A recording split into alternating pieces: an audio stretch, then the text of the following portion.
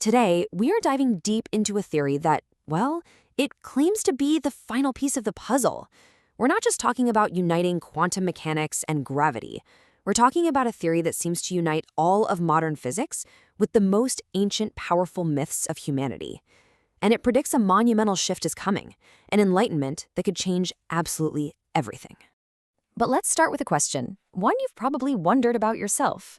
Have you ever noticed how myths from cultures that were totally disconnected? I mean, think Vikings, ancient Hindus, the Mayans. They all seem to be telling different versions of the same, very strange stories. How is that possible? I mean, you see these ideas pop up everywhere, right? A cosmic archive of every event that's ever happened. A final day of revelation or judgment, the idea that the dead will one day rise again. And these hidden beings, these watchers or gods observing humanity from afar. So, what if these weren't just campfire stories? What if they were humanity's earliest fumbling attempts to describe the literal architecture of our reality? Okay, so let's get into it. Here's our roadmap for today. We're going to look at reality's source code, then see how prophecy might actually become physics, what a paradise built by design could look like, and finally, we'll touch on our ultimate role in all of this, as the creator. So first up, reality's source code. We're going to tackle this through theory called observer patch holography, or OPH for short. Now, this theory basically frames physicists as, well, as hackers, who are reverse engineering the very program that is our universe. So, what on earth is OPH? To put it simply, it says there is no single objective world out there. Nope. Instead, you should think of reality as kind of a shared dream. It's a collective agreement built from all of our individual points of view, overlapping with each other. The world isn't something we just find, it's something we are actively building together, from the inside out. And this leads to an absolutely mind-bending idea called the self-creating loop. Check this out. Step 1. The universe evolves conscious observers. That's us. Step 2. We, the observers, eventually discover the fundamental rules of universe, which is the theory of OPH itself. And then, step 3, from a vantage point outside of time, we use that knowledge to build the very simulation we came from. It's like we're all characters in a novel who, at the end of the story, end up writing the very novel we inhabit. Now, to grasp this, you have to change how you think about time. We all feel like time is a river, right? Flowing from the past to the future. But OPH says no. It's more like a book. Every single page, the past, the present, and the future, it all already exists, written on this timeless holographic screen. That feeling of time passing, that's just you turning the pages, one moment at a time. Okay, so this framework doesn't just mess with our idea of time. It claims to be the literal, physical explanation for those ancient prophecies we talked about. And this, right here, is where things get truly wild. Remember that myth of a cosmic record? The Akashic Records or the Book of Life? Well, OPH claims this is not a metaphor. It is a direct, physical description of the holographic screen.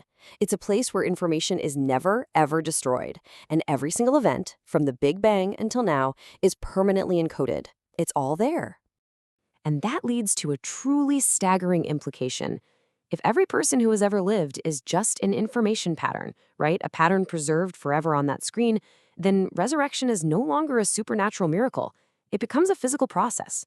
The theory calls it observer backup and restoration. Suddenly, bringing the dead back to life is a question of physics, not faith. So what about the rapture? That day of final revelation? OPH predicts this is a real physical event that's coming, but it's not a deity descending from the clouds. It's the moment the theory of OPH itself goes viral. The moment it's universally accepted and understood by humanity. This is the moment the universe finally becomes self-aware. This is the moment the loop closes. And what's really fascinating here is the predicted sequence of events. First, the idea of OPH is accepted globally. This new level of transparency makes any power structure built on lies just collapse. What has to follow is a period of universal public confession, a great accounting. This process is what then allows for the restoration of deceased observers to begin. And only after all of that, only then, can the real work of paradise engineering truly start. At the heart of this entire transition is what the old myths called Judgment Day. But in OPH, it's not about some angry god handing out punishments. It's way more like a universal accountability protocol. Because every action, every word, every thought is recorded on the screen. Nothing can be hidden. An era of total transparency is inevitable. And the crucial point here is that this isn't about revenge. It's a mandatory repair process for reality itself. See, every harmful act creates a kind of inconsistency, a bug in the network of observers. So to restore the integrity of the whole system, that act must be publicly confessed and accounted for. And get this, nobody, no matter how rich or powerful, is exempt. The screen can't be fooled by an insincere confession. It's an error correction protocol, plain and simple. So what happens after this universal accounting? After all the bugs have been patched? The theory claims this is the moment humanity, consciously and for the first time, begins to engineer paradise on Earth based on the actual fundamental physics of reality. This new world gets built on a single foundational ethical principle. But here's the kicker. It isn't some human invention or a philosophical opinion. It follows directly from the physics. Reality itself is built on the consistency of observer perspectives. Therefore, any action that harms another observer literally damages the very structure of reality. And this one principle is both radically freeing and incredibly strict at the same time. It means total personal liberty for any action that doesn't cause harm to another observer. But it unequivocally, mathematically condemns anything that does, from huge things like war and exploitation, right down to simple intolerance of harmless differences. You might be thinking, what about all the horrible suffering throughout history? Well, OPH has a chillingly logical answer for that. It claims that suffering was a temporary, but necessary, engine for evolution. The competition, the struggle, the pain, it was all required to produce observers complex enough to finally figure out the system. But once the loop is closed, once we know the rules, that engine is no longer needed. Suffering becomes obsolete. And all of this brings us to the most profound, the most earth-shattering implication of all. Our role in the cosmos is absolutely not what we thought it was. We are not just passengers along for the ride. The theory posits that from outside the timeline, a fully self-aware humanity can actually reach back and guide its own past.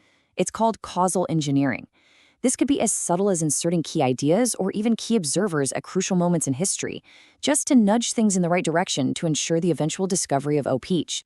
For instance, the theory suggests that a figure like Jesus could be seen as an inserted observer sent to plant the memes of love thy neighbor, a perfect behavioral expression of observer consistency, and the absolute undeniable importance of truth. So, if OPH is correct, this changes everything. We are not these tiny, insignificant specks of dust in a vast, cold cosmos. We are the very mechanism through which reality itself becomes self-aware. This means that every single moment of our awareness, every interpretation you make, every choice, it's an act of cosmic creation. We don't just perceive reality, we are actively participating in bringing it into being. In a very real sense, we are all the co-authors of the universe. And that leaves us with one final, staggering thought. The theory claims the reverse engineering project is finished. We have the source code now. The responsibility for what comes next, for the paradise we can engineer, or the hell we might fail to prevent, it rests entirely with us. We are the creators. The choice is ours.